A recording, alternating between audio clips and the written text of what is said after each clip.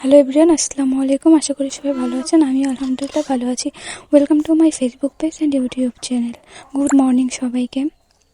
ভোরবেলা ঘুম থেকে উঠেছি, অনেকটা ভোরবেলা। রৌদ্রর তো কোনো ছোঁয়াই নেই, বাইরে এখনও শিশির পড়ছে। দেখুন গাছগুলো এখনও ভেজা। দাঁড়ান আমি আপনাদেরকে আরও ক্লোজ গিয়ে দেখাই।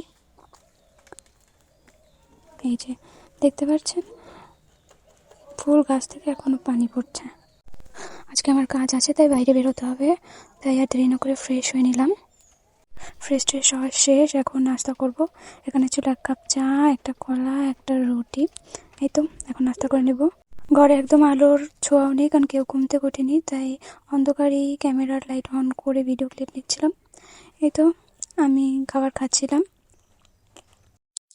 আমি খাওয়া শেষ করে রেডি সেডি হয়ে বেরোয় পড়লাম। বরিশাল যাবো আজকে আমি। ঘর থেকে বের হয়ে দুটো ফুল পেলাম। জানি না এই ফুলের নাম কি আপনাদের এলাকায়, তবে আমাদের এখানে রঙ্গন নামে চিনি।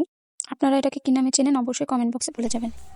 আমি হাঁটছিলাম, স্ট্যান্ডে যাব এবার, দেন বাসে উঠবো। আমি বাসে উঠে গেলাম। বাস চলছে চলছে তো চলছে। বাস থেকে নেমে পড়লাম। এবার আমি আমার গন্তব্যস্থলে যাব। আজকে ভেবেছি তালতলি যাব। যেই বলা সেই কাজ, আমি তালতলি যাওয়ার জন্য অটোতে উঠে পড়লাম। এবার এটাই আমাকে ডাইরেক্ট ওখানে নিয়ে যাবে। তালতলি ভাঙারপাড় ঢুকতেই ফার্স্টে দুটো ফুল দেখলাম। আমি জানি না এই ফুল দুইটার নাম, আপনারা জানলে অবশ্যই বলে যাবেন। এখানে যে নদীর পাড়টা আছে, সেখানে পানি অনেকটাই শুকিয়ে গেছে, চর পড়ে গেছে, বাট ভিউটা দেখেন মাশাআল্লাহ, খুব সুন্দর। আমি একটু হাত দিয়ে ঢংসং করছিলাম, বাট ব্ল্যাক আসছে হাতটা। ফার্স্টে গিয়ে এখানে বসছিলাম, কজ অনেকটা হেঁটে আসছি, সো রেস্ট নেওয়ার দরকার ছিল, তাই এখানে ফার্স্টে ঢুকে বসেছিলাম। এখানে ভিউটা মাশাআল্লাহ। তো আজকে আমরা এখানে রেস্টুরেন্টটা ট্রাই করব। তো ফার্স্টে এখানে রেস্টুরেন্টে চলে আসলাম। নিচে বসেছিলাম, এটা হচ্ছে কুড়েঘর, এটার নাম হচ্ছে কুড়েঘর। নিচে বসেছিলাম আমরা। তো ভিতরের ভিউটা আপনাদের সাথে শেয়ার করি। মাশাআল্লাহ, খুব সুন্দর করে ডেকোরেট করেছে।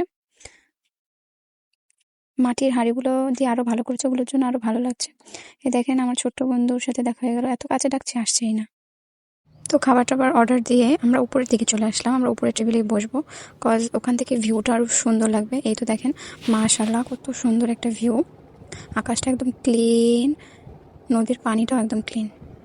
তো আমাদের খাবার চলে আসলো। আমরা ফার্স্টে অর্ডার করেছিলাম একটা মিট বক্স, এরপরে চলে আসলো মিল্কশেক এবং একটা লাচ্ছি। এরপর আমার খুব আইসক্রিম খেতে ইচ্ছে করছিল, তাই একটা আইসক্রিম অর্ডার করেছিলাম। এটা ছিল স্ট্রবেরি ফ্লেভারের। অনেস্টলি বলছি, এখানের খাবার খুবই ভালো।